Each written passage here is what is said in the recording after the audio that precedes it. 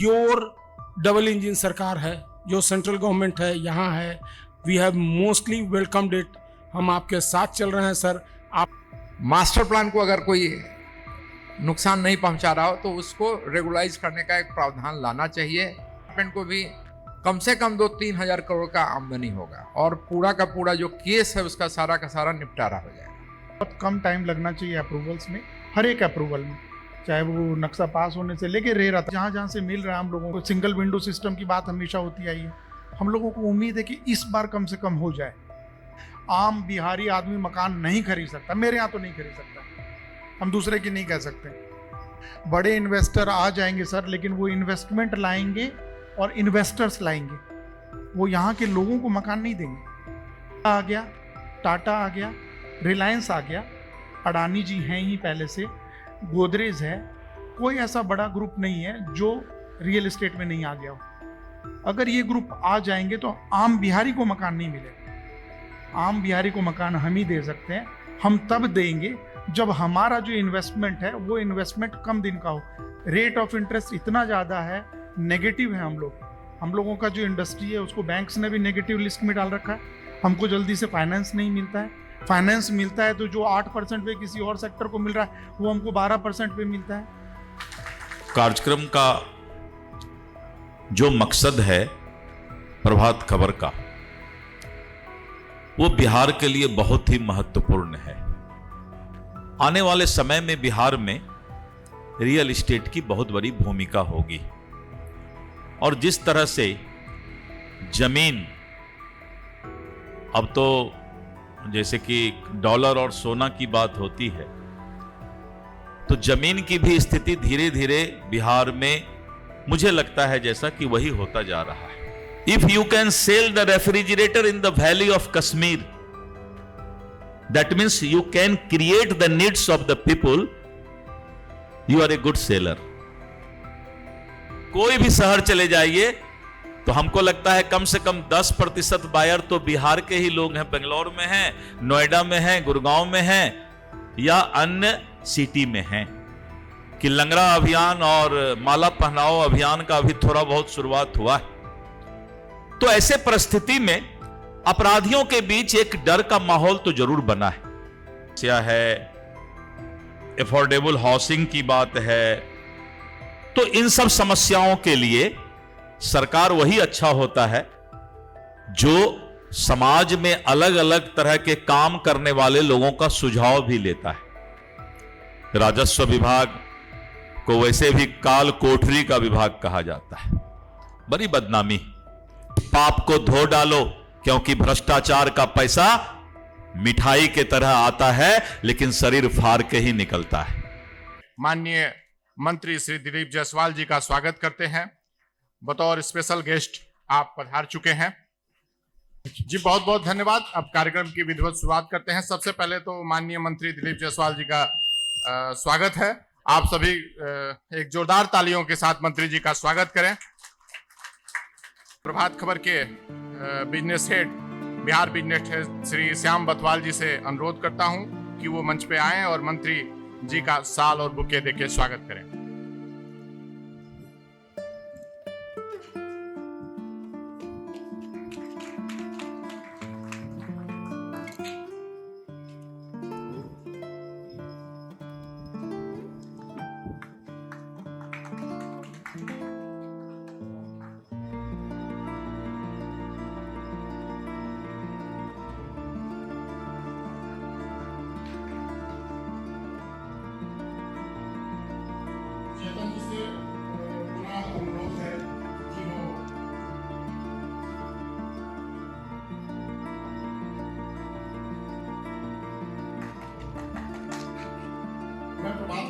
क्रीडाई के चेयरमैन भावेश कुमार जी का के देकर स्वागत।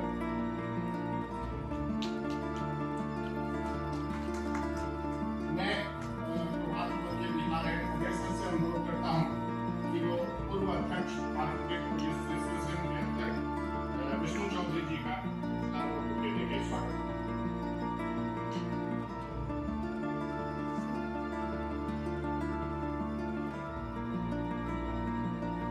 कार्यक्रम को आगे बढ़ाते हुए शुरू करते हैं कृपया।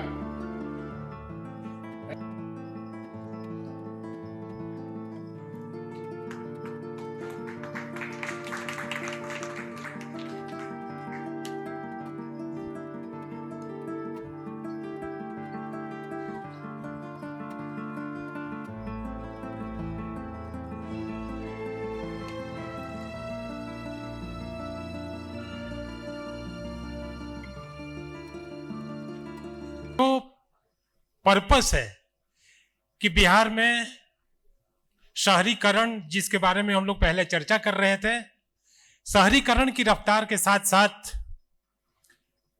जो उसके कंपोनेंट हैं उसको कैसे बहुत ही कायदे से, बहुत ही स्मूथ तरीके से उसको एक ऊंचाई मिले। भारत में ही हम लोग दूसरे राज्यों को देखें तो वहां तरह तरह के व्यापार कारोबार अगर बेहतर तरीके से संचालित हो सकते हैं, इन्वेस्टर आ सकते हैं, तो बिहार में मुझे लगता है कि वो जड़ता काफी हद तक टूटी है। और सरकार की यह कोशिश भी है या मंशा भी है। बड़े उद्योगपति यहां पहुंचे और उन्होंने 60,000 करोड़ रुपए के निवेश की बात कही है। तो मुझे लगता है कि ये सब कुछ चीजें हैं जिससे संभावनाएं बढ़ती हैं। और बिहार को लेकर जो एक छवि रही है, एक नकारात्मक छवि रही है, मुझे लगता है कि अब वो बीते जमाने की बात हो चुकी है। और अब बिहार को कैसे उस मानचित्र पर लाया जाए, हम लोग आदरणीय दिलीप जायसवाल जी से सुनेंगे। जहां तक प्रभात खबर की बात है, ये अगले जुलाई महीने में मैं आपको बताऊं कि प्रभात खबर की बिहार में जो यात्रा है वो 30 साल पूरा होने जा रही है 11 जुलाई को। तो मुझे लगता है कि प्रभात खबर की जो यह एक यात्रा रही है,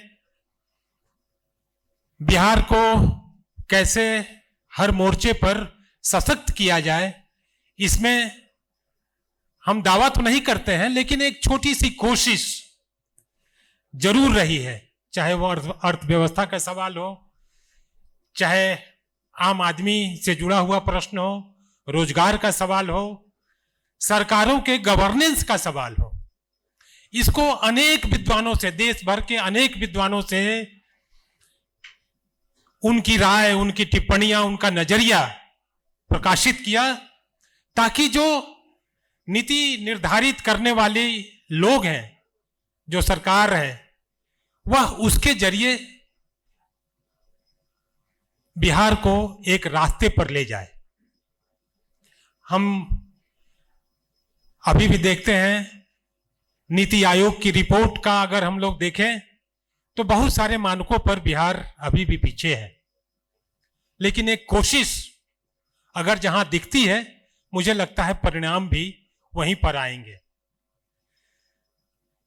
रियल एस्टेट कॉन्क्लेव में मंत्री जी के अलावा हम स्वागत करना चाहेंगे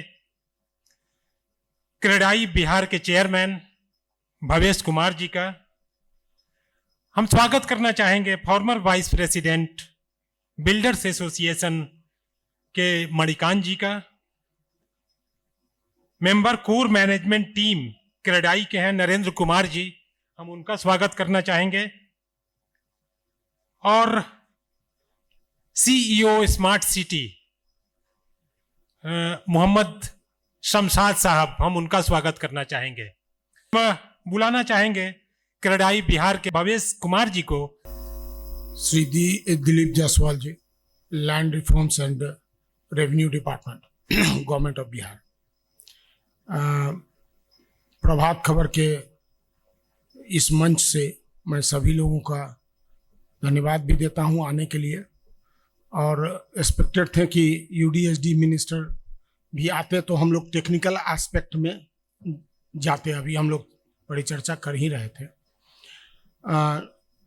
अभी ज़्यादा इम्पोर्टेंट ये है कि जो लैंड रेवेन्यू है या लैंड रिफॉर्म्स है, उसमें जो अभी एक ज़्यादा दिक्कत आ रही है वो है कि जो त्रुटियां हैं हम लोगों के रसीद काटने में या नाम चढ़ने में। मेरा खुद का एक एग्जाम्पल है, एक प्रोजेक्ट है मेरा जिसमें कि जब हैंड रिटन था तो वो नक्शा पास हुआ था और उस समय 3 भाई थे लैंड ओनर, तीनों का नाम चढ़ा हुआ था। जब ये ऑनलाइन हुआ तो 1 एकड़ 16 डेसिमल हो गया 16 डेसिमल, और 3 भाई के नाम के बदले में 1 नाम। और पिछले 3-4-5 महीना से हम घूम रहे हैं कि वो नाम कैसे उसमें और लोगों का भी चढ़े, तब वो जाके रेरा में जाएगा प्रोजेक्ट, वरना रेरा में स्क्रूटनी होगा। और वहाँ से तो मंत्री महोदय से निवेदन है कि ये जो अपने स्तर पर देखा जाए कि इसको कितना फास्ट हो सकता है, क्योंकि नक्शा का वैलिडिटी है, अभी भी हम लोग परिचर्चा में ये बात कर रहे थे, वो फिक्स्ड है। और जब उसको त्रुटि को दूर करा के तब फिर रेरा में जाएंगे, तब तक मालूम हुआ 1-1.5 साल निकल जाएगा, नक्शा का वैलिडिटी बच जाएगा। 1.5 एकड़ के जमीन पर सोचिए कि 3 साल का समय बचेगा, फिर हमको एक्सटेंशन के लिए जाना होगा। सर ये समझना होगा कि कंस्ट्रक्शन जो प्राइवेट वाले हम लोग कर रहे हैं अपार्टमेंट्स का या और भी कंस्ट्रक्शन है, वो नेशनल लेवल पर सर 8% का जीडीपी है उसका, लेकिन मैकेंजी के मुताबिक बिहार में ये 13 से 14% जीडीपी है। तो इस इंडस्ट्री को बढ़ावा देने की आवश्यकता है। अगर हम लोग इसको स्लो डाउन करेंगे तो अल्टीमेटली बाकी सब चीज ठीक हो जाएगा सर, आपके यहाँ रेवेन्यू नीचे की तरफ जाएगा। अभी हमारे यहाँ से काफी रेवेन्यू जनरेट हो रहा है स्टेट गवर्नमेंट को, इसलिए इस पर थोड़ा ध्यान देने की आवश्यकता है। रेरा के बारे में मेरे और मित्रों ने भी कुछ कुछ बताया है, और मेरा उसमें एक सुझाव था, अभी यूडीएसजी मिनिस्टर होते तो शायद ये बात को मानते कि नक्शा की जो वैलिडिटी है उसमें हम लोगों को नगर निगम या कोई भी अर्बन लोकल बॉडी से जिस दिन पास होता है उस दिन 5 साल के लिए मिलता है। मेरा तो ये मानना है कि जब वो सारे लाइसेंसिंग अथॉरिटी से निकल जाए उस दिन से वो 5 साल शुरू हो। रेरा में अगर 1 साल लग जाता है समय तो वो तो समय ऐसे ही बर्बाद चला गया।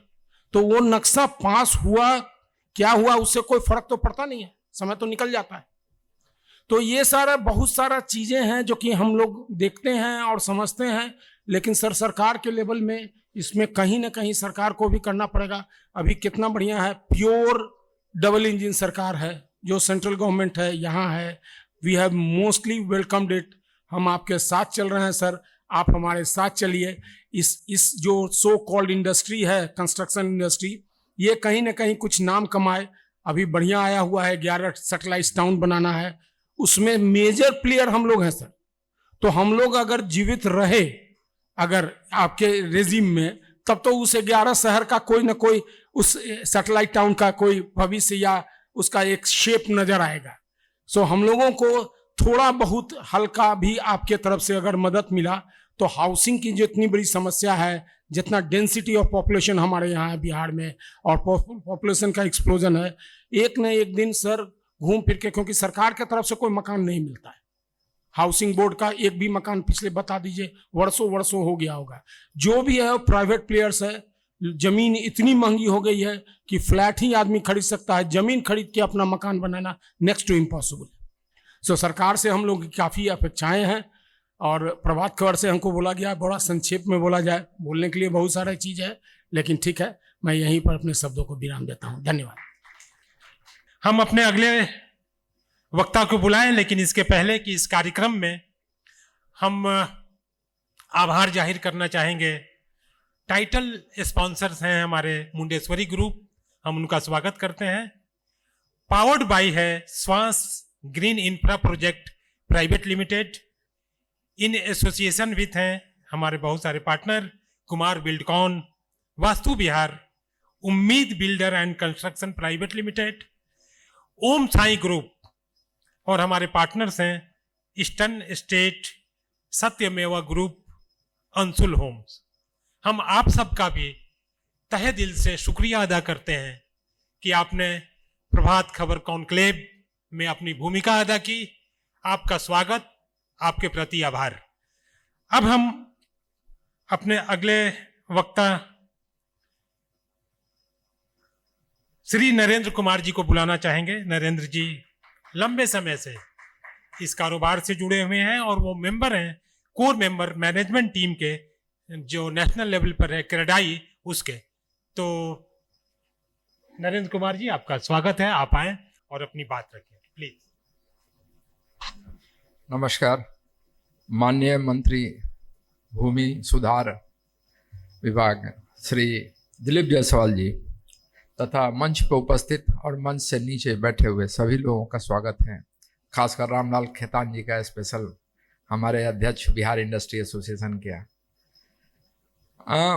कुछ मुद्दा है जो खासकर हम उठाना चाहते हैं। जैसे पटना में विगत लगता है कि 74 से बिल्डिंग बनना स्टार्ट हुआ और उस समय कुछ बायलॉज में भी प्रावधान था कि 20% तक डेविएशन अलाउड था, फलना था, ठिकाना था। तो एक हम लोग का बहुत पुराना, अदर स्टेट में अगर देखा जाए तो हर स्टेट में एक एमनेस्टी स्कीम आती है जिसमें कि बिल्डिंग जो कुछ मास्टर प्लान को अगर कोई नुकसान नहीं पहुंचा रहा हो तो उसको रेगुलाइज करने का एक प्रावधान लाना चाहिए। इससे विभाग को भी, बिहार अर्बन डिपार्टमेंट को भी कम से कम 2-3 हजार करोड़ का आमदनी होगा और पूरा का पूरा जो केस है उसका सारा का सारा निपटारा हो जाएगा। एक तो सुझाव ये है। दूसरा एक सुझाव है सबसे ज़्यादा कि हम लोगों को जब हम बिल्डिंग बनाते हैं, नक्शा पास हो गया, सब कुछ हो गया, जब ओसी में जाते हैं तो उसमें कम से कम टाइम लगना चाहिए। तो उसका भी एक प्रावधान होना चाहिए कि जल्द से जल्द ऑक्यूपेंसी मिल जाए जिससे कि हम लोग बिल्डिंग को जल्द से जल्द हैंड ओवर कर सकें। तीसरा, एक नगर निगम भी बहुत बड़ा हो गया, उसको भी कुछ क्षेत्र के रूप में नॉर्थ ईस्ट कुछ वेस्ट करके बांटना चाहिए जिससे कि काम वहां हल्का हो। ये सरकार के लेवल पे एक सुझाव है हमारा। और माननीय मंत्री जी से एक स्पेशल सुझाव है कि जैसे हाउसिंग बोर्ड ने 10% लेके लीज होल्ड को फ्री होल्ड किया, तो जितनी भी सरकार की जो जमीन है, अदर अगर स्टेट को अब देखा जाए, यूपी है, दिल्ली है, बंगाल हो या और भी अदर स्टेट का स्टडी कराया जाए, तो जितना भी लीज होल्ड प्रॉपर्टी था उस पे फ्री होल्ड करने का प्रावधान आ गया। तो ये सरकार से हमारा गुजारिश है कि इसको भी सोचा जाए जिससे कि जो लैंड पर काम नहीं हो रहा है वो काम होगा। बस इसी के साथ हम अपने शब्द को विराम करते हैं। धन्यवाद जी, आपका आभार, बहुत धन्यवाद। हम माननीय मंत्री जी को सुनने से पहले हम बुलाना चाहेंगे former vice president builders association of India Shri Manikant ji को। मणिकांत जी।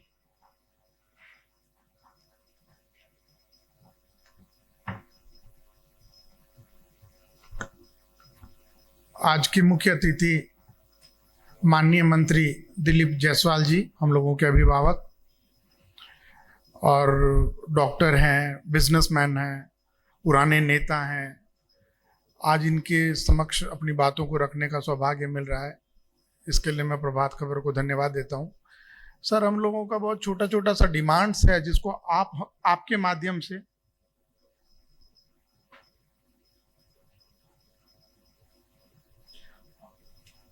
माध्यम से हम पहुंचाना चाहते हैं।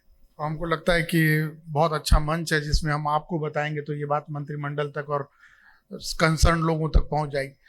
सर, एक तो अभी नीति आयोग ने रिकमेंडेशन किया है भारत सरकार को कि जिसमें उन्होंने बिल्कुल कंस्ट्रक्शन और रियल एस्टेट को लेके स्पेशली रिकमेंडेशंस आया है, जिसमें उन्होंने अप्रूवल्स के बारे में बोला है।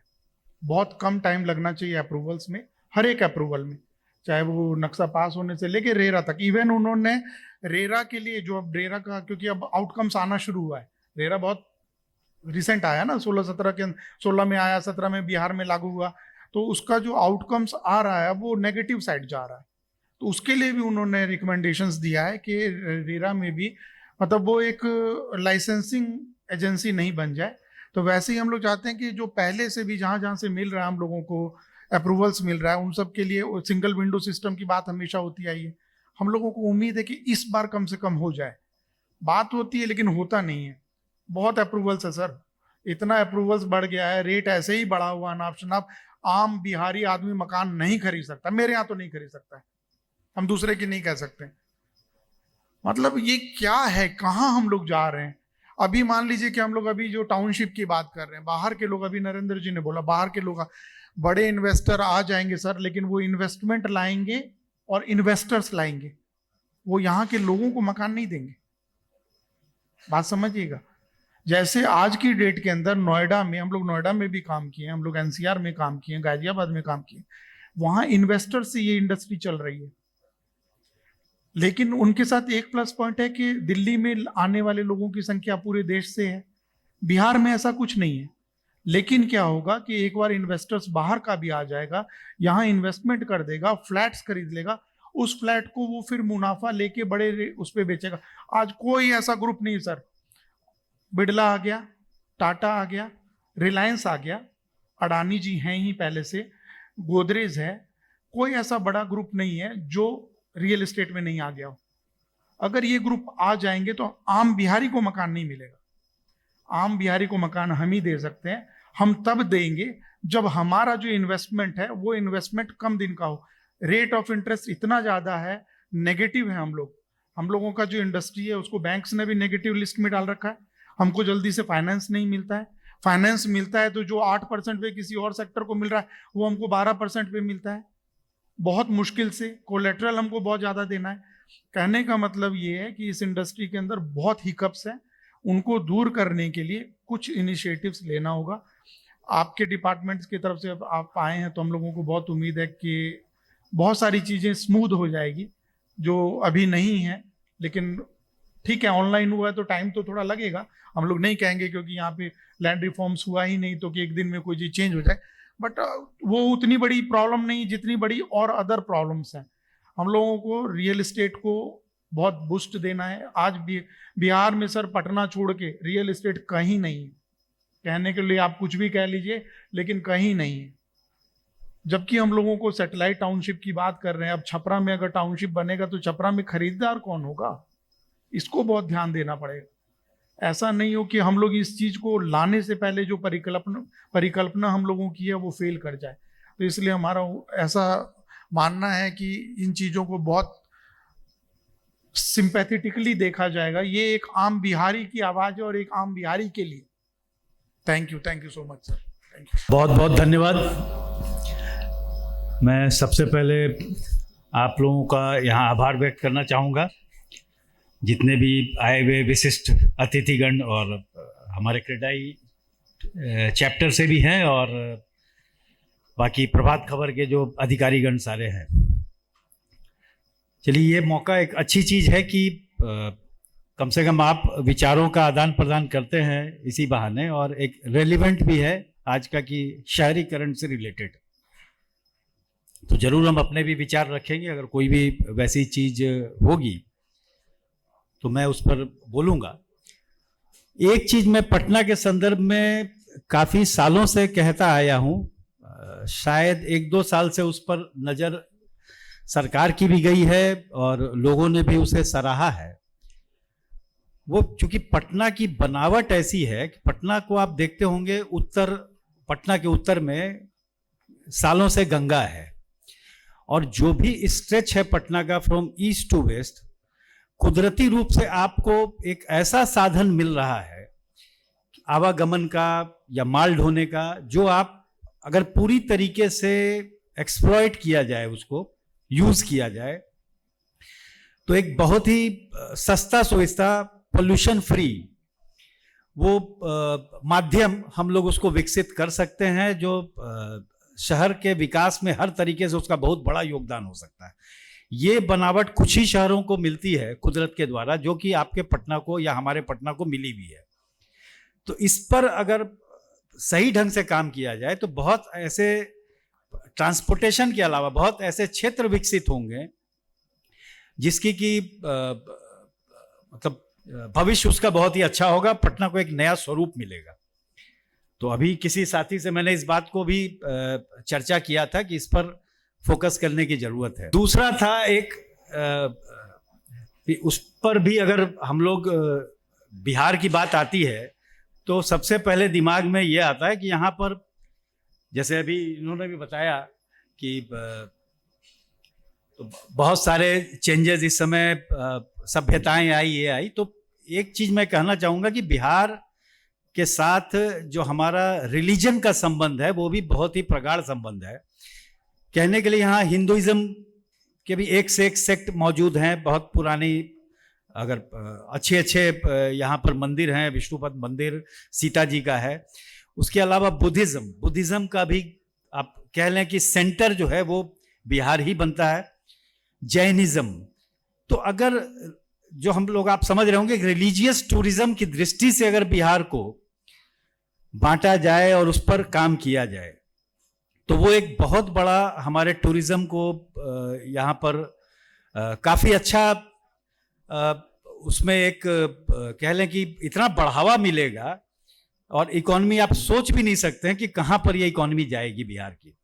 जो आज हमेशा हम लोग इसके लिए बिहार की इकोनॉमी को लेके, चाहे सरकार हो या हम लोग आम जन हो, चिंतित रहते हैं कि बिहार की इकोनॉमी को कैसे बढ़ाया जाए। ठीक है, हम भी मानते हैं कि Rome is not built in a day. अगर इस दिशा में कार्य किया जाए तो आने वाले 5, 7, 10 वर्षों में जरूर हो जाएगा।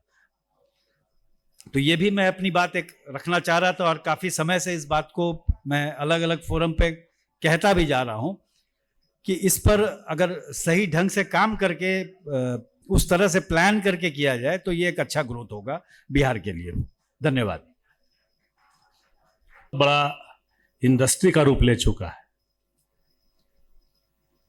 आम आदमी समझता है कि हम एक मकान या दुकान ले रहे हैं, लेकिन इसके पीछे सैकड़ों की संख्या में उद्योग हैं जिनके बिना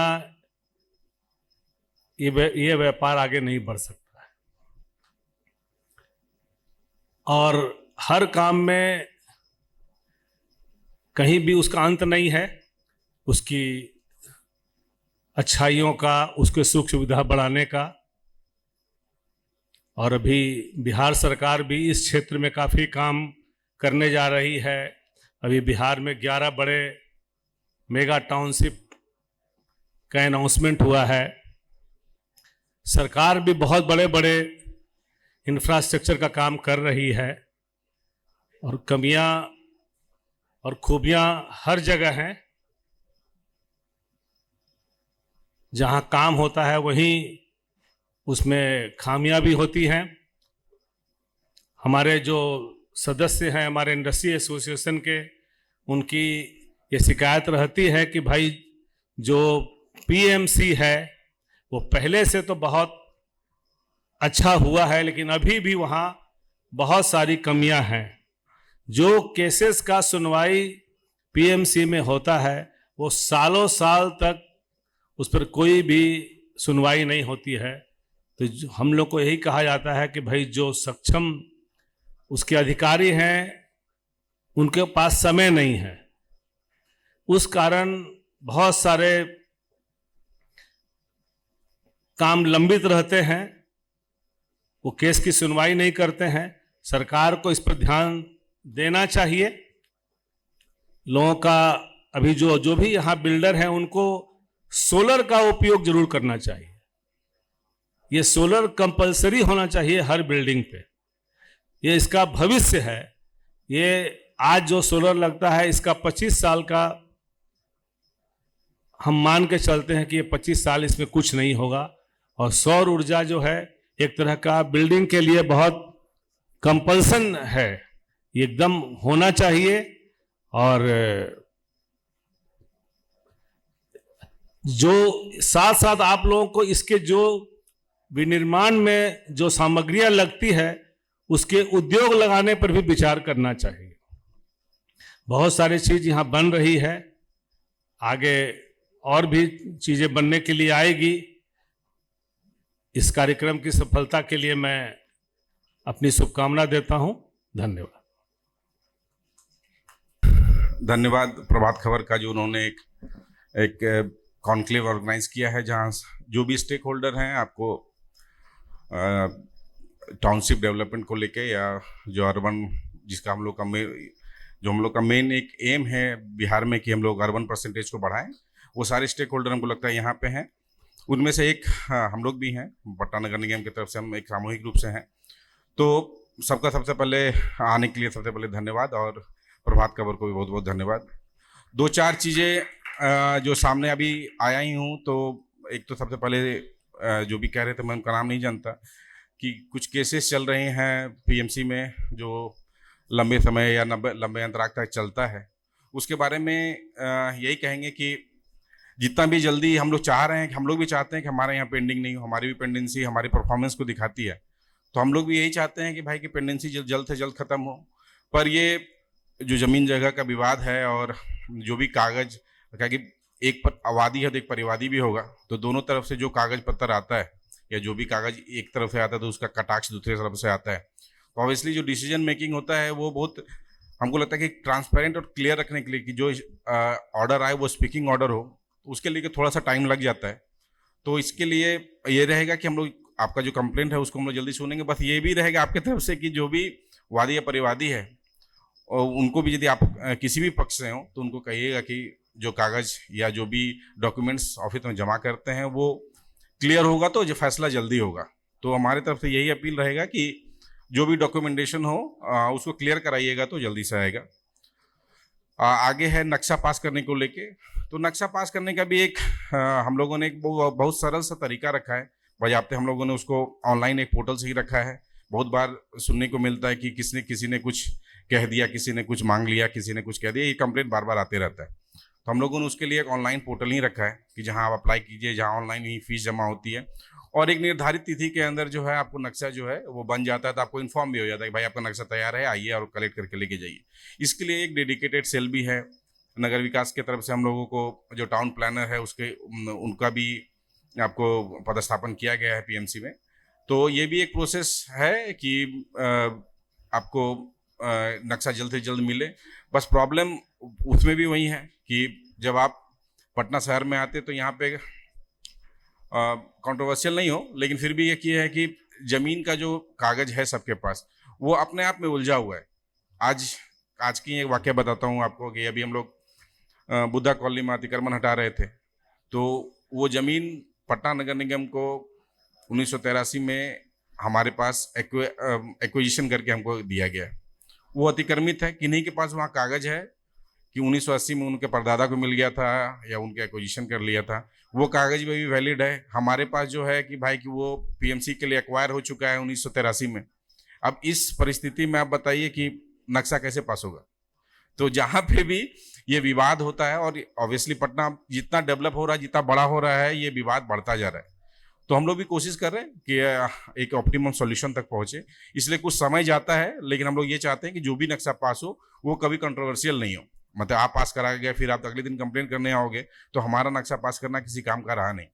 तो हम लोग यही है कि जो भी चाह रहे हैं कि जो भी नक्शा जाए या नक्शा पास हो वो कंट्रोवर्शियल नहीं हो, क्लियर हो, ताकि क्योंकि आपका पैसा लग रहा है, जिसने भी बुकिंग कराई हो, आम जनता या जो भी खरीदार हो, वो भी क्लियर हो कि भाई हमारा पैसा एक ठीक जगह पे जा रहा है, क्योंकि ये कंप्लेंट्स आते रहते हैं।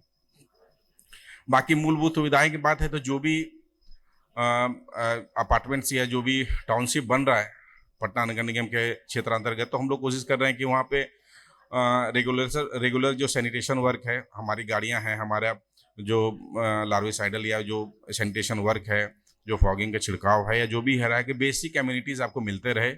और जो भी आपके तरफ से यदि किसी की तरफ से कोई कंप्लेंट आता है, किसी की तरफ से कोई डिमांड आता है कि नया जगह बन रहा है, वहाँ नाली की आवश्यकता है या रोड की आवश्यकता है, तो हम लोग आवश्यकता अनुसार उसको पूरा भी कर रहे हैं। तो हमको नहीं लग रहा है यहाँ पे कोई भी ऐसा सोसाइटी होगा पटना में जो ये कह सके भाई कि हमारे लोग वहाँ नहीं पहुँचते हैं।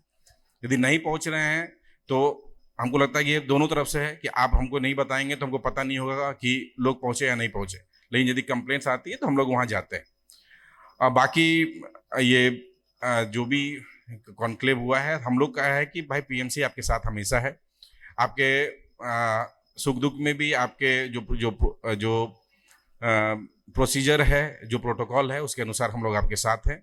और हम लोग भी चाहेंगे कि आप लोग की मदद से बिहार को एक अर्बनाइज स्टेट के रूप में हम दुनिया देखें, और जो भी अर्बनाइजेशन हो वो प्रॉपर एक तरीके से हो कि एसेसिबिलिटी हो।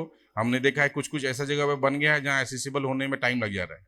तो यदि टाउनशिप बन रहा है तो वो एसेसिबल हो, यदि एसेसिबल नहीं होगा तो टाउनशिप का कोई मतलब नहीं। पॉकेट्स में डेवलप होने पे मज़ा नहीं आएगा। आज यहाँ बन गया, कल दूसरी जगह बन गया, रोड के लिए देख रहे हैं, पहले टाउनशिप बना लेते हैं, बाद में 10 फीट का रोड जोड़ देंगे, तो it doesn't work like that. तो हमको लगता है कि जब भी टाउनशिप बने तो उस हिसाब से उसका रोड वर्क, नेटवर्किंग, सब कुछ उस हिसाब से जो भी ले वो सेटिस्फाइड हो। बाकी आपको जो भी हमारी तरफ से चाहिए, जो भी फैसिलिटी चाहिए, जो भी हेल्प चाहिए, तो पीएमसी और पटना स्मार्ट सिटी आपके लिए हमेशा है। Thank you. और अब हम सीधे भूमि सुधार मंत्री आदरणीय दिलीप जायसवाल जी को मंच पर बुलाना चाहेंगे कि वो आएं और अपनी बात रखें।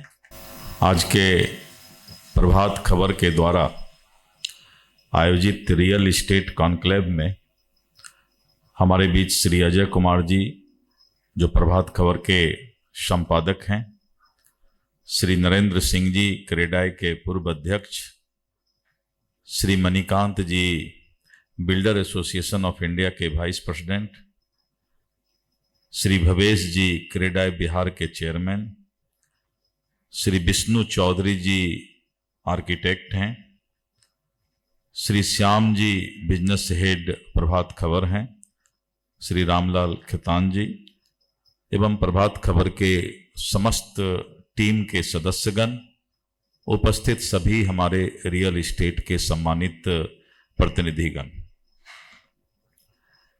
थोड़ा मुझे आने में विलंब हुआ, इसके लिए मैं माफी चाहता हूं। कोई विशेष मीटिंग चल रही थी जिस कारण से मुझे थोड़ा विलंब हुआ। मैं आप सभी का हृदय से स्वागत करता हूं और विशेष करके प्रभात खबर के द्वारा जो ये कार्यक्रम आयोजित हुआ है और जिस तरह से रियल इस्टेट की जो समस्याएं हैं और रियल इस्टेट का जो बिहार का परिवेश है उस पर चर्चा हो रही है, तो हमें तो लगता है कि अर्बन डेवलपमेंट मिनिस्टर को भी आने की बात थी, रहना चाहिए, क्योंकि आने वाले समय में अर्बन डेवलपमेंट के लिए आपकी बहुत बड़ी भूमिका है। लेकिन मैं निश्चित रूप से उन तक और सरकार तक, मुख्यमंत्री जी तक आपकी बात जो भी मैंने सुना है या जो नहीं सुन पाया है, तो मैं इन लोगों का मोबाइल नंबर लेकर के फिर उनसे बात भी करके और सरकार तक पहुंचाने का काम करूंगा। आज के कार्यक्रम का जो मकसद है प्रभात खबर का, वो बिहार के लिए बहुत ही महत्वपूर्ण है। बिहार एक डेवलपिंग स्टेट है। अभी यहां के 14 करोड़ की आबादी, इसको लैंड लॉर्ड स्टेट भी बोलते हैं। रियल इस्टेट के बिजनेस का बहुत बड़ा स्कोप अभी आने वाले 15 वर्षों तक बिहार में है। उसके बाद एक सैचुरेटेड पॉइंट आ सकता है, जैसा कि अभी गुड़गांव में, नोएडा में एक सैचुरेटेड टाइम आया है, जबकि वहां पर आज से जो 5 साल पहले, 10 साल पहले की स्थिति थी और आज जो है, तो दोनों में थोड़ा फर्क हुआ है। आने वाले समय में बिहार में रियल इस्टेट की बहुत बड़ी भूमिका होगी और जिस तरह से जमीन, अब तो जैसे कि डॉलर और सोना की बात होती है, तो जमीन की भी स्थिति धीरे धीरे बिहार में मुझे लगता है जैसा कि वही होता जा रहा है। जमीन का कीमत, हमारे पूर्व के वक्ता ने भी बताया कि शहर में तो काफी बढ़ता जा रहा है और जैसा कि हमारे पूर्व के वक्ता ने बताया कि अब जमीन लेकर शहर में मकान बनाना मुश्किल काम है, यानी आपकी भूमिका बहुत बड़ी भूमिका है। और जिस तरह से सरकार ने सैटेलाइट टाउन की बात की है, 11 सैटेलाइट टाउन की घोषणा हुई है, बाद में बेतिया को भी जोड़ा गया है और इस तरह करके 3 और सैटेलाइट टाउन को जोड़ने की बात है और ये करीब 14 सैटेलाइट टाउन बिहार में बनाने की बात है। ग्राहक जो रियल एस्टेट में आते हैं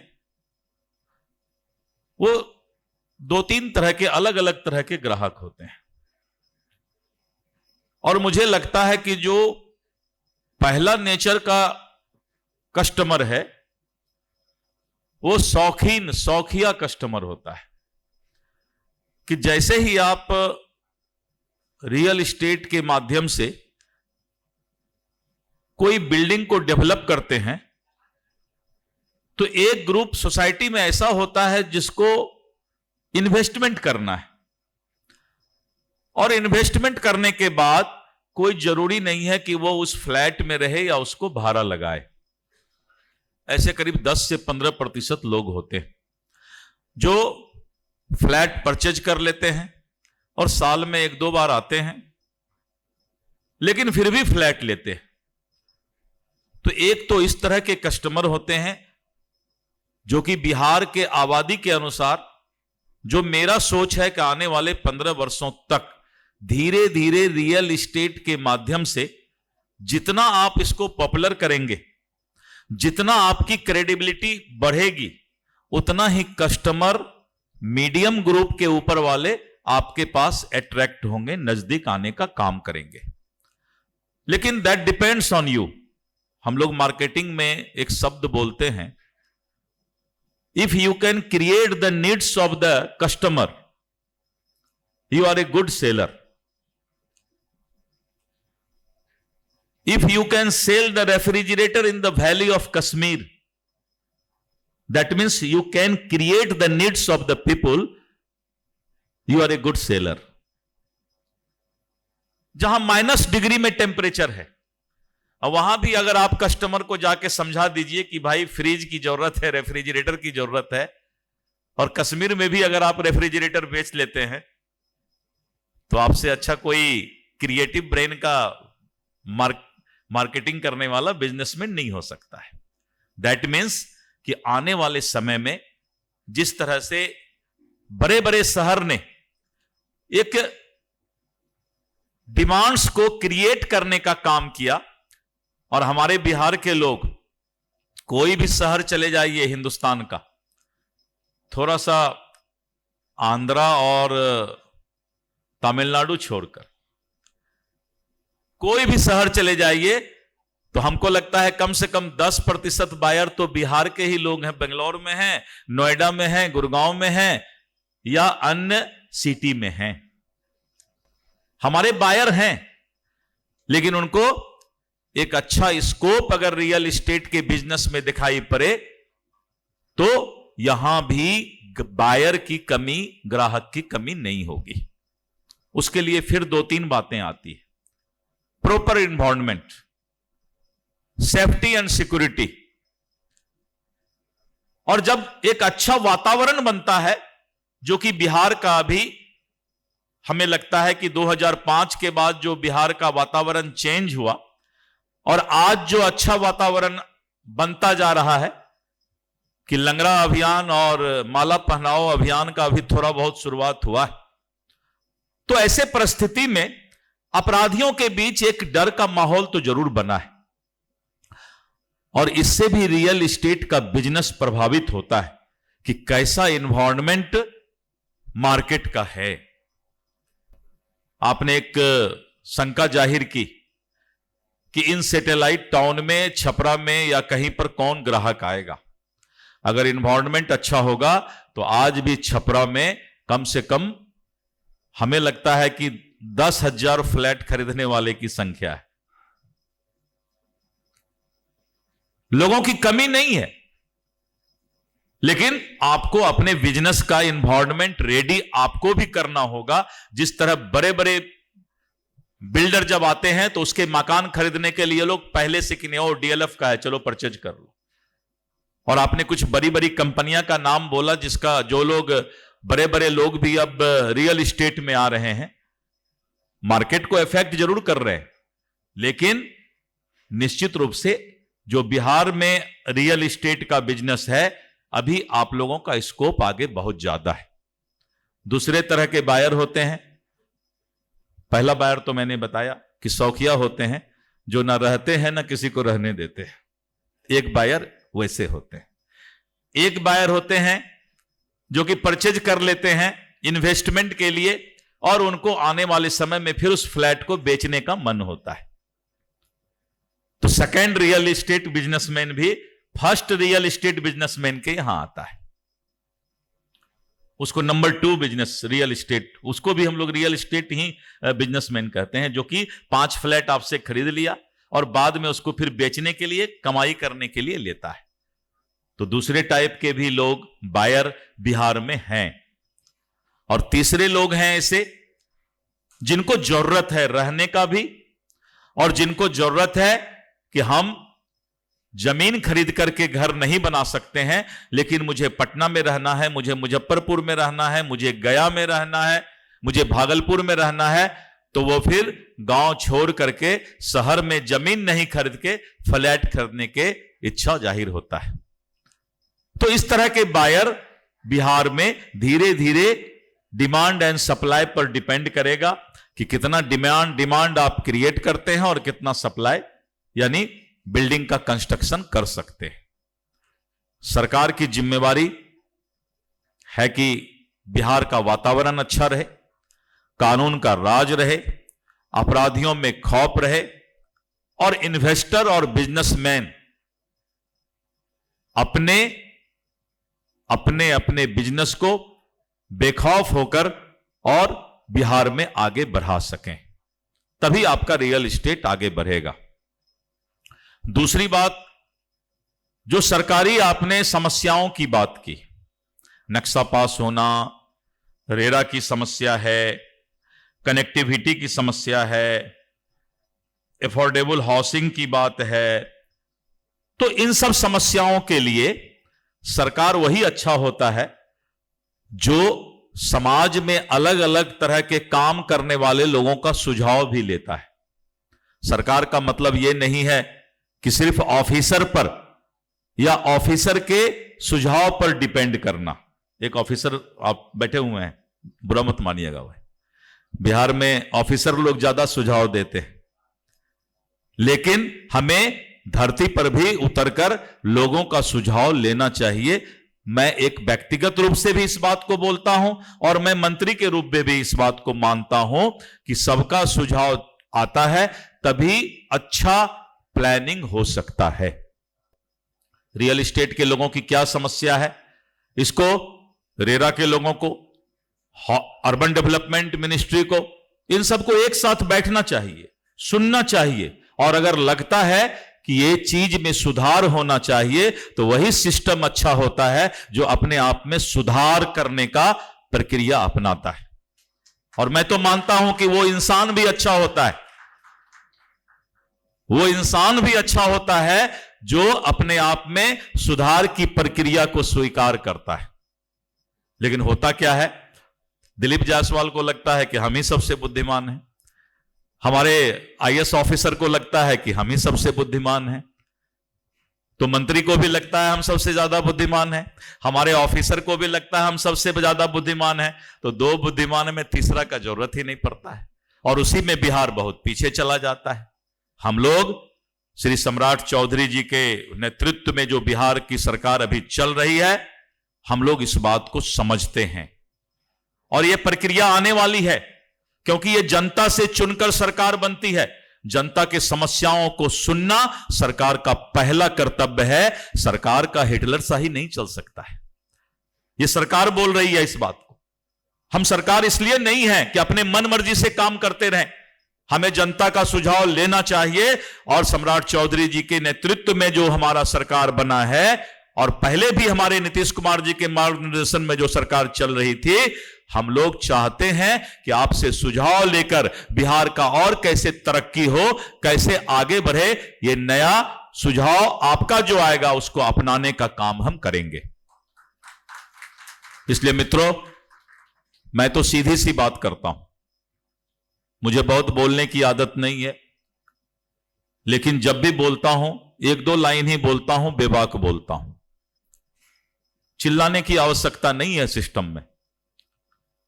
जब नजर उठाने से ही काम चल जाए, कलम के 2 बूंद इंक से ही काम चल जाए, तो मंत्री को और कुछ करने की आवश्यकता नहीं।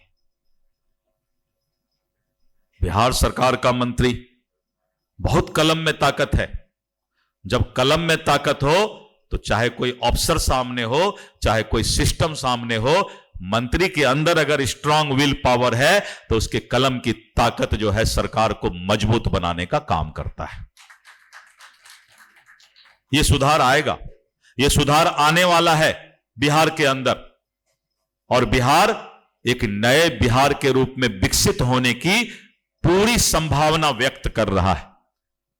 इसलिए मैं आज आपसे यही बोल सकता हूं कि नई सरकार के गठन का 1 महीना मात्र हुआ है, लेकिन जिस तरह से आदरणीय श्री सम्राट चौधरी जी के नेतृत्व में सरकार ने अपना काम शुरू किया है, पहला पाली खेलने का काम किया है, कि आने वाले समय में बिहार के लोगों का सुझाव ही हमारा सिस्टम को सुधार करने का प्रमुख स्तंभ बनने का काम करेगा। मैं इस बात को मानता हूं कि बिहार के अंदर जितने हमें आगे बढ़ने का मौका है, हम शायद उसमें अभी थोड़ा पीछे चल रहे।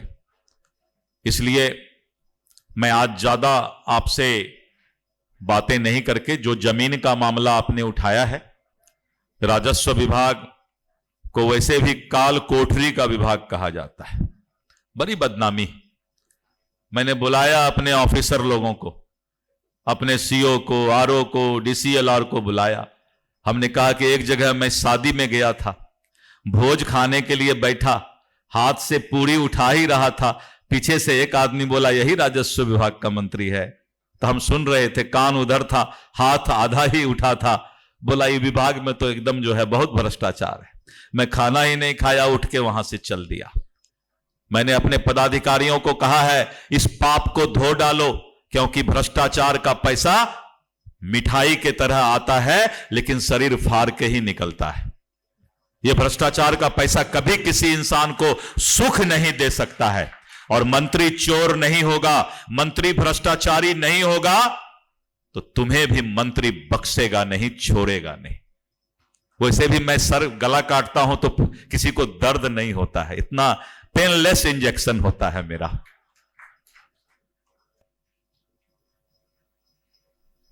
मित्रों, ये जो भ्रष्टाचार का कैंसर समाज में फैला हुआ है, और यही कारण है कि पटना शहर का बदहाली, बुरा मत मानिएगा, थोड़ा सा मैं आपके भी खिलाफ बोल रहा हूं। आपके ही कुछ मित्र लोग नक्शा पास करा लेते हैं, आपके ही कुछ मित्र लोग ऐसे जगह पर फ्लैट बना लेते हैं जहां किसी तरह का कम्युनिकेशन और जाने आने की सुविधा तक नहीं है। यह सब होता था पहले। पटना का बदहाल करने में रियल एस्टेट का भी बहुत बड़ा रोल है। मैं सिर्फ किसी एक आदमी को दोषी नहीं बना सकता, लेकिन कुछ लोग तो दोषी होते ही। आज आप चाहते हैं कि पटना अच्छा बने, आपका भी सहयोग की आवश्यकता है। आप भी किसी ऑफिसर को किसी भी परिस्थिति में गलत नक्शा पास करने के लिए मत बोलिए। बोलिए कि अपने स्टैच्यू का पालन करो, अपने एसओपी का पालन करो, लेकिन कोई गलत तंग करता हो तो बिहार के अंदर एक नया अभियान शुरू होने जा रहा है, करीब करीब हो चुका है, कि जो भी भ्रष्टाचारी पदाधिकारी होगा आने वाले 1 साल के अंदर चुन चुन कर उसको सजा दिया जाएगा, चुन चुन कर सजा दिया जाएगा।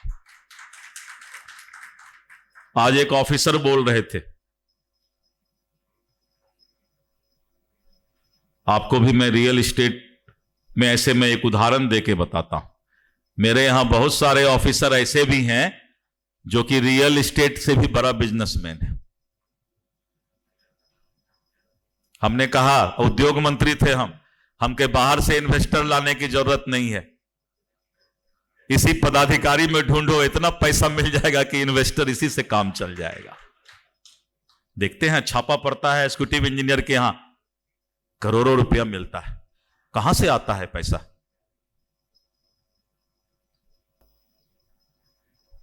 इसलिए मित्रों, भ्रष्टाचार मुक्त बिहार बनाना है, और भ्रष्टाचार मुक्त बिहार बनाने के लिए आपसे भी सहयोग की अपेक्षा है।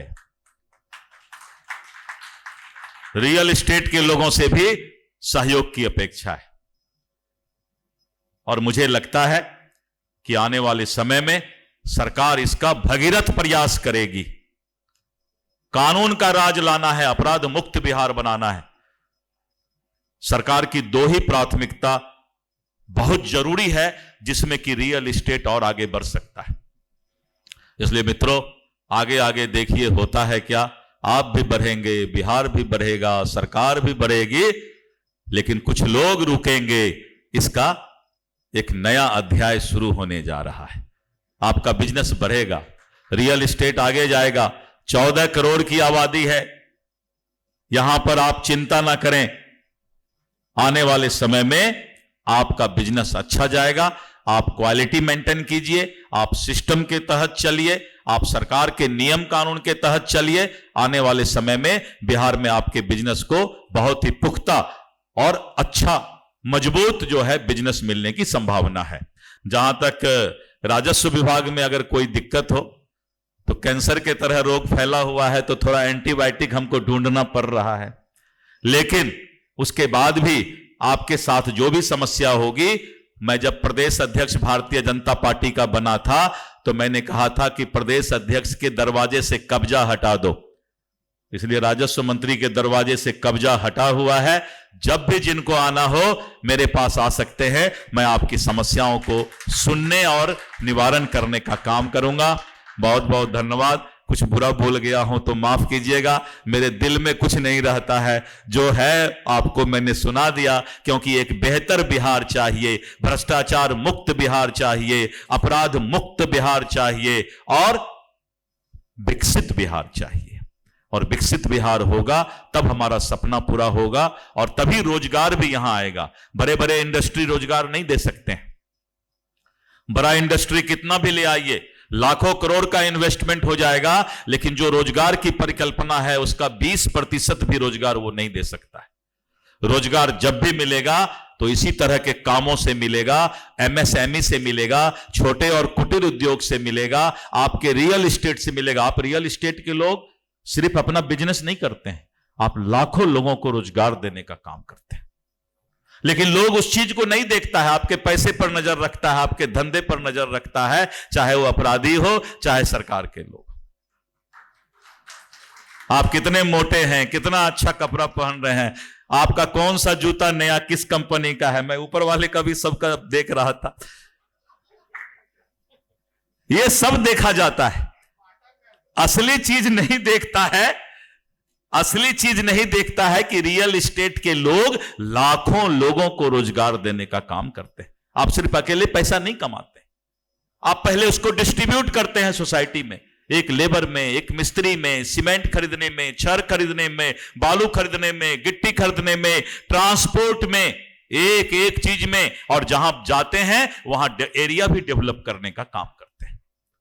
तो आपका जो पॉजिटिव पार्ट है उसको कोई नहीं देखता है, आपका बचा खुचा जो पार्ट है उसी पर सबकी नजर रहती है। इसलिए मित्रों, थोड़ा बच के रहिएगा, आराम से, चिंता नहीं करना है। सरकार अच्छी आ गई है और आने वाले समय में बेहतर बिहार और विकसित बिहार का सपना पूरा होगा। बहुत बहुत धन्यवाद। मैं जो लिख के लाया था वो बोल नहीं पाया, अगली बार कभी प्रभात खबर में कार्यक्रम होगा तो मैं ये सब पढ़ के सुना दूंगा। जवाब का सेशन शुरू करते हैं, जिसको अखबार के लोगों ने तैयार किया है। तो पहला सवाल यह है, जो मंच पे आसीन लोग हैं उन्हीं से हमें जवाब की अपेक्षा होगी। तो पहला सवाल यही है कि सरकार का उद्देश्य सभी को सुलभ और किफायती आवास देना है, बावजूद इसके बिहार में घर खरीदना लगातार जटिल और महंगा होता जा रहा है। रेरा की पूरी प्रक्रिया पंजीकरण से लेकर अनुपालन तक इतनी जटिल हो रही है, जिससे समय पे भवनों को तैयार करना और ग्राहकों को एक समयबद्ध आपूर्ति देना थोड़ा मुश्किल होता जा रहा है। तो इसी संदर्भ में हम नरेंद्र सर से रिक्वेस्ट कर रहे हैं कि ऐसा क्यों है, इस प्रक्रिया को और सरल बनाने के लिए सरकार स्तर पे या ग्राहक स्तर पे और क्या क्या करना चाहिए, सर थोड़ा इस पे प्रकाश डालेंगे। साधारण बनाना होगा कि कम से कम टाइम में रेरा का रजिस्ट्रेशन मिले। आप जो बोल रहे हैं जमीन महंगा होने के कारण फ्लैट महंगा है, हम लोग नहीं चाहते हैं कि फ्लैट महंगा बेचे। मेन यहाँ जो मुद्दा है कि जमीन का रेट बहुत महंगा हो गया, जिसके कारण फ्लैट महंगा हो रहा है। प्रक्रिया का मतलब यह है कि रेरा का रजिस्ट्रेशन लेने में हम लोग को जैसे नक्शा पास कराना है, फायर में जाना है, बहुत सारा काम है, इन्वायरमेंट में जाना है, कोई भी हम लोग जो काम करते हैं तो बहुत सारा फेजेज में करना पड़ता है। एक नक्शा पास कराने के लिए अगर आप बड़ा टाउनशिप बनाने जा रहे हैं तो कम से कम 1 साल से 2 साल समय चाहिए। जो इन्वायरमेंट में गए तो वहाँ 4-5 महीना तो वहाँ लग जाता है, फिर फायर में आइए, फिर एयरपोर्ट जाना है, फिर वहां से तब नगर निगम आना है, नगर निगम ये सब हो गया तब फिर आपको रेरा में जाना है, फिर रेरा में भी पूरा स्क्रूटनी होता है। ये नहीं है कि ये नीचे सब स्क्रूटनी हो गया तो फाइनल है, फिर रेरा में भी अपने तरह से सब पूरा स्क्रूटनी किया जाता है कि ये सब नक्शा सही पास हुआ नहीं हुआ है, जो भी है। तो ये सब प्रक्रिया होते होते 1-1.5 साल लग गया, तो आप सोच लीजिए कि इन्वेस्टमेंट का हम लोग का ब्याज कहाँ जाएगा। तो कोई भी इस काम को अगर करना चाहता है तो उसको आसान प्रक्रिया नहीं बनाया जाएगा, तब तक इस काम में कोई रहेगा कहाँ। कि एक बिल्डिंग बनाने में अगर आप 1 साल लगा दें ये सब प्रक्रिया में, तो फिर बिल्डिंग बनाना शुरू करेंगे तो आपका प्रॉफिट कब मिलेगा, कब रिटर्न आएगा, आप इस पर सोच सकते हैं। सभी लोग के पास ये सोच हो सकता है। तो सुझाव यही है कि इसको कम से कम समय में सब प्रक्रिया को किया जाए तो आसान हो जाएगा। धन्यवाद। हम लोग लंबे समय से सुनते आ रहे हैं कि पटना के आसपास के इलाके हैं या सोनपुर या इधर परसा और पुनपुन के क्षेत्र में सुव्यवस्थित टाउनशिप विकसित करने का प्लान चल रहा है, लेकिन हम देखेंगे कि वो सुव्यवस्थित प्लान पता नहीं कब एग्जीक्यूट होगा, लेकिन देखेंगे कि धीरे धीरे दानापुर के क्षेत्र में धीरे धीरे अपार्टमेंट बनते गए, सब कुछ होता गया, बाद में वहां सड़क बने, बाद में वहां नाला बने, बाद में ये चीजें चलती रही। तो जो वो एक परिकल्पना थी जो सरकार स्तर पे थी या ग्राहकों को बिल्डर स्तर पे था, वो परिकल्पना अब तक साकार नहीं हो पाई। तो इसमें कहाँ मतलब चूक हो रही है और इसको और बेहतर कहाँ कैसे किया जा सकता है? विष्णु सर से। धन्यवाद। देखिए, आपके सवाल इसमें है कि जो सरकार ने धीरे धीरे सोनपुर या उसकी आप बात कर रहे हैं पुनपुन या जिस साइड की भी, कि उधर शहर विकसित होगा और ये सारी सुविधाएं होंगी। तो मैं एक छोटा सा आपको और एग्जांपल देता हूं कि मास्टर प्लान हमारा 2016 में 14 में आया, 2031 तक का मास्टर प्लान उस पर था। इसी वजह से था कि हम लोग सुनियोजित ढंग से तरीके से काम करें ताकि इलीगल बिल्डिंग्स ना बने। एक लोगों को और सरकार को दोनों को पता है कि इस एरिया में हमारा डेवलपमेंट होना है या लैंड यूज के हिसाब से काम होना है। तो उस पर मास्टर प्लान के साथ साथ जोनल प्लान आने की भी बात थी, वो भी आज तक नहीं हुआ। मैं कोई इसको बुराई के क्रम में नहीं बता रहा हूं, लेकिन आपने कहा कि ऐसा क्यों हुआ कि अभी तक ऐसा नहीं हुआ। दूसरी बात है, आज कोई भी नक्शा, यहाँ पे संयोग से पीएमसी के भी अधिकारी हैं, तो कोई भी नक्शा आप पास कराने जाते हैं तो उस पर इंफ्रास्ट्रक्चर डेवलपमेंट फीस एक फंड लिया जाता है। उसका क्या उद्देश्य क्या है? जहां तक हम जानते हैं कि उसका उद्देश्य है कि ऐसे जगह पर जहां पर सीवरेज या रोड की व्यवस्था नहीं है वहां तक उन व्यवस्थाओं को पहुंचाना। तो उसके लिए वो इंफ्रास्ट्रक्चर डेवलपमेंट फंड कलेक्ट किया जाता है हर जो भी नक्शा पास होता है सबसे। लेकिन बहुत सारे ऐसे क्षेत्र हैं जहां पर बिल्डर ने 5-7 साल पहले फंड दिया भी, बिल्डिंग भी बन गई, लेकिन सरकार के तरफ से ना वहां पर सीवरेज पहुंचा, ना बिजली पहुंची, कोई काम नहीं हुआ। अंत में क्या होता है, वो किसी भी तरीके से बिल्डर तो भाई बेचा है तो उसने तो कुछ कमिटमेंट किया है खरीदारों से, तो उसको वो व्यवस्था अपने तरफ से करनी पड़ती है। जबकि इसके विपरीत हम दूसरे शहरों, दूसरे राज्यों की बात करेंगे तो हमारे सामने बहुत क्लियर कट एग्जांपल, हमने कुछ काम कर्नाटका बेंगलोर में भी किया है। तो वहां पर ये फंड कलेक्ट अथॉरिटी करती जरूर है, लेकिन जब आप बिल्डिंग में हाथ लगाते हैं उसमें 6 महीने के अंदर वहां रोड, सीवरेज, इलेक्ट्रिसिटी सारी चीजें मुहैया करा दी जाती हैं सरकार के द्वारा। तो आप फंड लीजिए, इससे मना नहीं है, लेकिन कम से कम वो फंड के हिसाब से काम होना चाहिए। तो वो एक तरीके से डेवलपमेंट कहा जाएगा, वहां पहुंचता है और लोग उसको एंजॉय कर सकते हैं उन सारी सुविधाओं को। तो थोड़ी तो कमियां रही है, लेकिन आज सरकार ने एक अच्छी पहल की है कि हम नए शहर विकसित करेंगे या सैटेलाइट टाउन बनाएंगे। तो हम लोग देखिए उम्मीद पर ही चलते हैं। हम लोग भी चाहते हैं कि उसमें जो पब्लिक पार्टिसिपेशन से और तरीके से काम हो तो शायद ये स्थिति आगे ना हो। धन्यवाद। ये तो बार बार निगम की ओर से या और भी जो अथॉरिटी की ओर से कहा जाता है कि समय पे नक्शा पास हो जाएगा, समय पे नक्शा पास होने से पहले वहां सड़क या नाला या सीवरेज बनता जाएगा। बावजूद उसके अभी आप देखेंगे कि जिन क्षेत्रों में ऑलरेडी 2 साल 4 साल पहले जहां बन चुका है, बंच अपार्टमेंट खड़े हो चुके हैं, वो चाहे दयापुर का इलाका हो चाहे अन्य जगहों का इलाका हो, अभी भी वैसा विकास नहीं है, या शहरी क्षेत्रों में भी अभी भी वैसा विकास नहीं है। तो उस संदर्भ में निगम स्तर से क्या नक्शा पास करने से पहले भी जांच वगैरह की जाती है कि भाई सड़क बने, सड़क बन जाए, सीवरेज हो जाए, तब तक अपार्टमेंट का निर्माण होता रहे और जब आदमी वहां शिफ्ट हो तो उसको सारी बुनियादी सुविधाएं मिले? जो भी क्वेश्चन है आपको, जब मैं कह रहा था, मैं वही कह रहा था आपको कि जब भी डेवलपमेंट हो ना तो पॉकेट्स में होता है तो दिक्कत होती है, क्योंकि एक यदि आपको एक कोना में है और दूसरा यदि फिर दूसरा कोना में बनेगा तो कनेक्टिविटी सीवरेज बनाने का मतलब ये है कि ऑब्वियसली वो बना है तो उसे पानी निकलना चाहिए। अब यदि 2 कोना में 2 बनेगा तो वो एक 15 किलोमीटर पे है, दूसरा 10 किलोमीटर पे है, तो कनेक्टिविटी इश्यूज तो आती हैं। इसलिए मैंने क्या कहा, जब भी आप लोग सब लोग हैं यहाँ पे, तो जब भी ये डेवलपमेंट हो तो ऑब्वियसली एक कंटिन्यूअस रूप से होगा तो आसान होगा कि भाई के सबको कनेक्टिविटी हम लोग दे सके।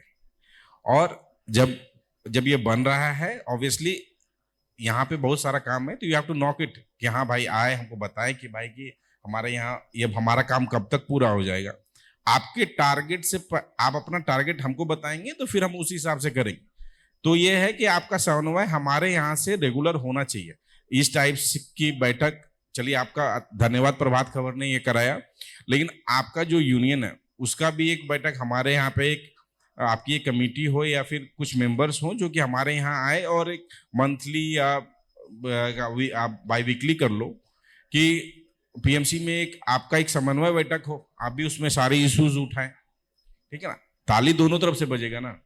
ऊपर से वो डेवलपमेंट फंड जो भी बोल रहे थे वो 1% है, अभी हम लोगों ने उसको बढ़ाया नहीं है, अभी 1% पे चल रहा है। यानी आप जैसे कॉल कर रहे हैं कर्नाटका में यदि आपने डेवलप करा होगा इट इज 3.5%। यदि आप राइट हैं तो आप बताएंगे, it is 3.5%। We are on initial basis now.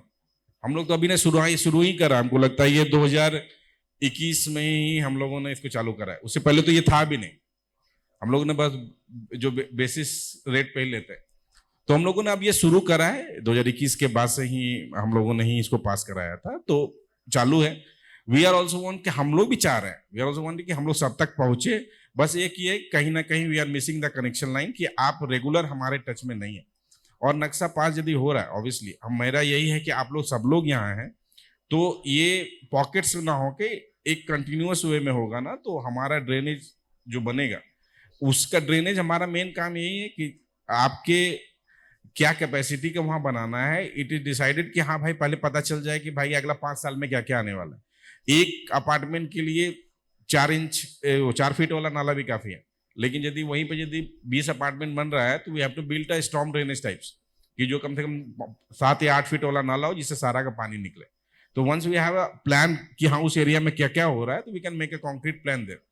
तो इसीलिए कि आप लोग सब लोग साथ रहे, आपका एक टीम रहे जो हमारे पास भी आए और रेगुलर एक टॉक होते रहना चाहिए इस टाइप से, या जैसे भी आप लोग चाहे ये ऑर्गेनाइज करेंगे तो आपकी बात हम तक पहुंचेगी और हमारी रिक्वायरमेंट भी आप तक पहुंचेगी। तो हमको लगता है कि एक अच्छा समन्वय और एक अच्छा जो डेवलपमेंट आप कर रहे हैं एक नया रूप दे पाएंगे हम लोग। एक सवाल भावेश सर से है, हालांकि मूल रूप से देखा जाए तो ये इसमें शहरी विकास के जो अधिकारी या मंत्री रहते तो बेहतर जवाब देते, लेकिन बिल्डर के पक्ष से अगर इसे सोचा जाए कि मास्टर प्लान 2031 ये 2009 में लागू होने के बावजूद अभी तक इसका सही से अनुपालन नहीं हो पाया, क्या त्रुटियां हैं विभाग स्तर पे जो सहयोग ना मिला हो या जो भी हो, या लोकल स्तर पे निकायों स्तर पे जो सहयोग ना मिला हो, या जो बिल्डर और भी बिल्डर जो काम कर रहे हैं वो उन मानकों को पूरा न करते हों।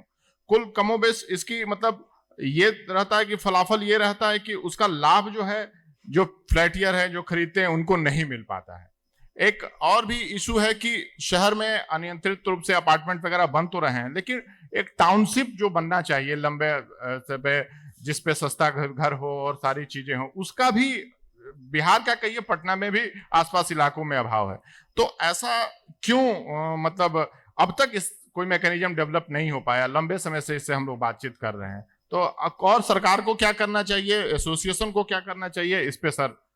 Number of compliances in last 10 years ये 500% से बढ़ गया है। अगर आप मान के चले, मैं तो कहता हूं कि एक पायलट प्रोजेक्ट प्रभात खबर ले ले, एक छोटा सा नक्शा मैं ही देता हूं और उसको जरा सा नगर निगम से पास कराएं और उसके बाद रेरा से पास कराएं।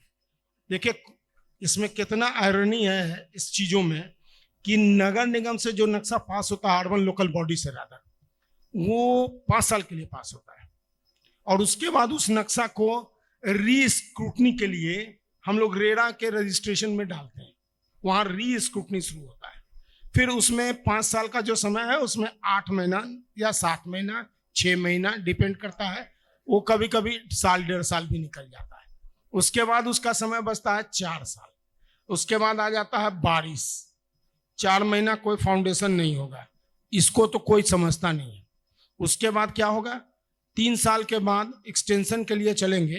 तो अभी अर्जुन सिंह बोल रहे थे कि एक्सटेंशन में इनके यहाँ कुछ फ्लैट्स एक्स्ट्रा बने, उसको कंडोन करके उस सब पर 1-1 लाख रुपया एक्स्ट्रा जमा कीजिए, उसका एक अलग ऑफिस ऑर्डर से निकल जाता है। प्रॉब्लम्स बहुत सारी हैं, हम लोग बताते हैं और उसमें समझना पड़ेगा कि हर 3 महीना पर क्वार्टरली प्रोग्रेस रिपोर्ट में अपने सीए के अलावा एक और सीए से उस पर मुहर मरवाइए। ये सब एक सीए का काटा हुआ चीज दूसरा सीए क्यों करेगा? जो प्रैक्टिकली वहां पर चले तब उसको पता चलेगा वो कितना थिन लाइन है जिस पर उसको चलना पड़ रहा है और कहां डगमगा के वो गिरेगा। किसी भी बिल्डिंग को लगभग 10 साल 20 साल बाद प्रक्रिया चलते रहती है और 10-20 साल बाद उसको अवैध करार दे दिया जाता है, अवैध करार दे दिया जाता है और उसके तोड़ने की प्रक्रिया शुरू होती है। तो इसमें खरीदार कहां तक दोषी है?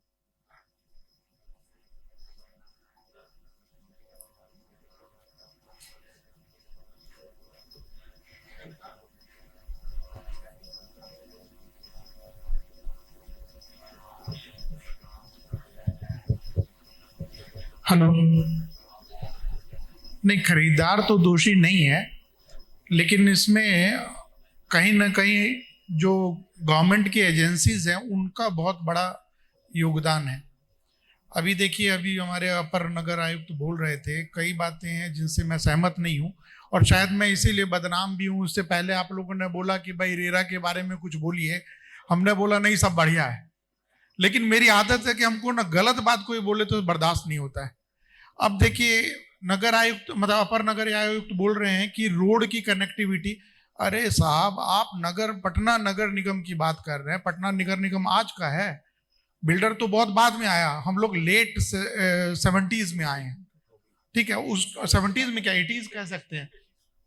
और ये तो ग्रेजुअली ग्रो किया है, शहर अपने आप बसता चला गया, आप कहीं थे ही नहीं। आपका काम सिर्फ नक्शा पास करना है, उसमें जितना हर्डल्स कर सकते हैं उतना हर्डल्स होता है और बिल्डर परेशान हो जाता है नक्शा पास कराने में। और उसका सही बात है कि इतना इन्वेस्टमेंट आज की डेट में हो गया है कि अगर बोलते हैं कि डेवलपमेंट कॉस्ट नहीं था, डेवलपमेंट कॉस्ट का खर्चा कहाँ है? आपके पास अगर अभी भी सीवरेज नहीं है तो ये बहुत शर्म की बात है कि शहर में सीवरेज नहीं है। मतलब ये बात हम पटना जैसे शहर के लिए कह रहे हैं जो ओल्डेस्ट है। आप अभी हम लोग पूरे वर्ल्ड में घूम के आते हैं, लंदन कोई कह दे इतना पुराना शहर है, लेकिन क्या उसके अंदर पानी की कोई प्रॉब्लम हो रही है? उसके सीवरेज उसका सीवरेज सबसे पुराना है, दुनिया का सबसे पुराना है लंदन का, लेकिन उसने वैसी बनावट वैसी बसावट की है। आपको बसावट रोकना होगा। अगर बन रहा है, कोई कह देगा कि भाई बन गया, बिल्डिंग बन गया, अब तोड़ रहे हैं कर, ठीक है, इलीगल बिल्डिंग्स बना होगा, सब जगह बनता है, आप रेगुलेट नहीं कर पा रहे हैं। अपनी कमियों को दूसरे पे थोपने से सब जगह गलत लोग हैं। अभी बताया ना नरेंद्र जी ने, मान लीजिए रेरा है, अरे भाई थाना कितने लोगों के लिए बना है? हमारे समाज में 1% 2% लोग ही तो गलत होंगे, उससे भी कम, उसके लिए थाना बना है ना। वैसे ही हम लोग तो बहुत खुश हुए थे रेरा आया था तो हमारे लिए थाना। आज कोई भी एक बढ़िया सिटीजन होगा वो चाहेगा कि उसके एरिया में एक थाना बने, चाहेगा ना।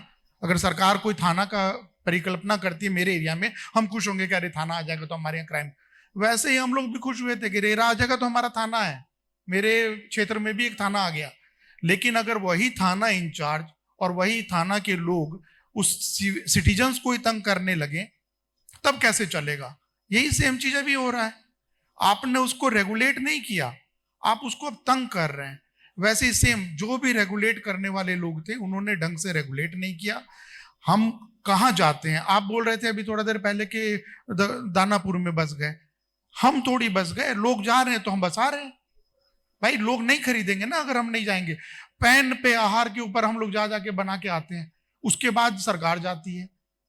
जबकि अब जो परिकल्पना हम लोग कर रहे हैं, इस परिकल्पना के लिए हम लोग बहुत पहले से बात कर रहे थे कि भाई आप लोग लैंड पूलिंग का लाइए, स्कीम लाइए।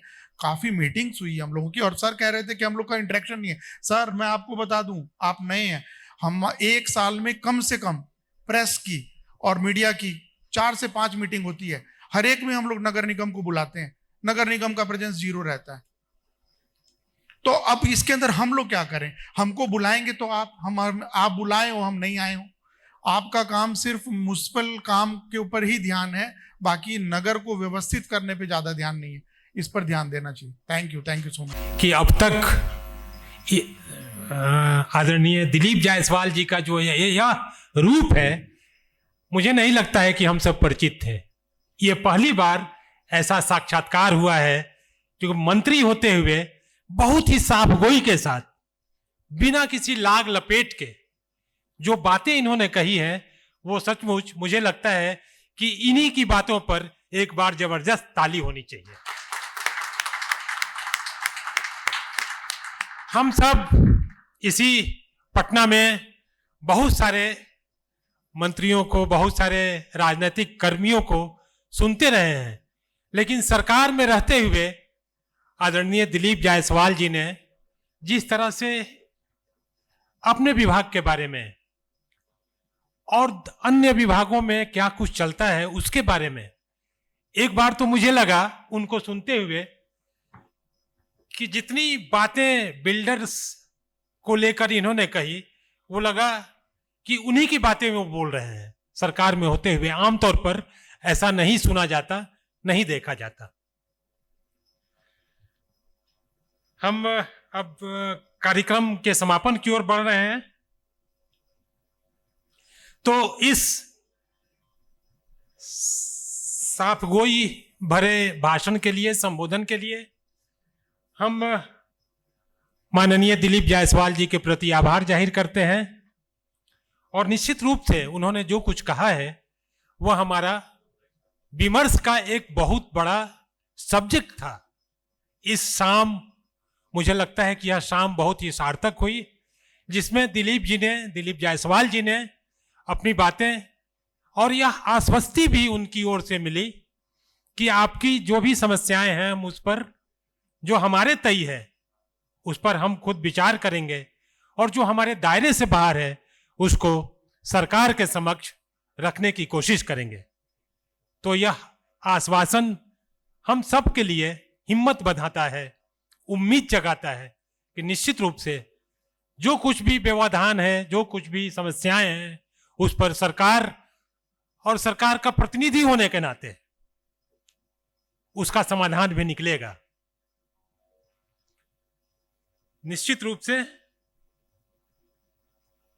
मकान तो मिल गए बाजार में बहुत, लेकिन मकान तो मिल गए बाजार में बहुत, लेकिन घर वही था जहां रिश्तों की रोशनी थी, जिसके बारे में आदरणीय भूमि सुधार मंत्री जी भी कह रहे थे कि आप कोई भवन बनाते हैं, कोई इमारत बनाते हैं, सिर्फ ईंट और गारों का नहीं होता है, उसके साथ साथ एक रिलेशन भी डेवलप होता है और उसकी एक पूरी कड़ी होती है।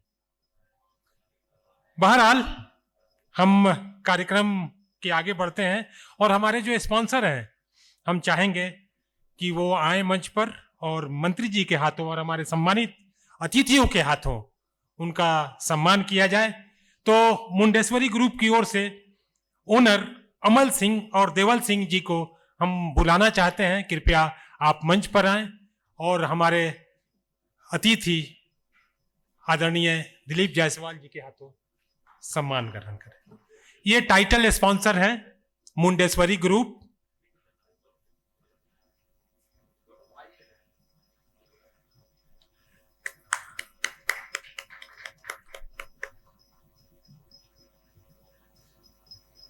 अब हम मंच पर बुलाना चाहेंगे हमारे पावर्ड बाय जो स्पॉन्सर हैं Swans green infra project private limited के प्रतिनिधि, कृपया आप मंच पर आए। शायद वो नहीं है। इन एसोसिएशन विद जो प्रभात खबर की इस कॉन्क्लेव का था, कुमार बिल्डकॉन के प्रतिनिधि आप होम मंच पर तो आए।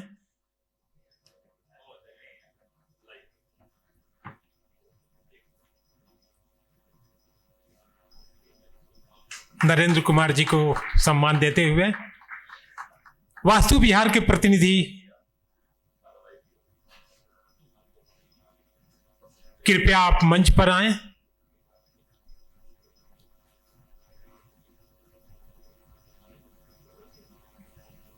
वास्तु विहार के प्रतिनिधि मंच पर हैं। आपका सम्मान है, आप हमारे पार्टनर्स थे। इसके आगे उम्मीद builder and construction private limited के प्रतिनिधि कृपया आप मंच पर आएं और मंत्री जी के हाथों, हमारे अन्य अतिथियों के हाथों आप सम्मान ग्रहण करें। इसके बाद ओम साई ग्रुप, ओम साई ग्रुप के प्रतिनिधि कृपया मंच पर पधारें। अब हम पार्टनर्स को अपने बुलाते हैं। इस कॉन्क्लेव के जो हमारे पार्टनर्स थे, ईस्टर्न स्टेट के प्रतिनिधि कृपया आप मंच पर आएं। ईस्टर्न स्टेट के प्रतिनिधि कृपया आप मंच पर पधारें।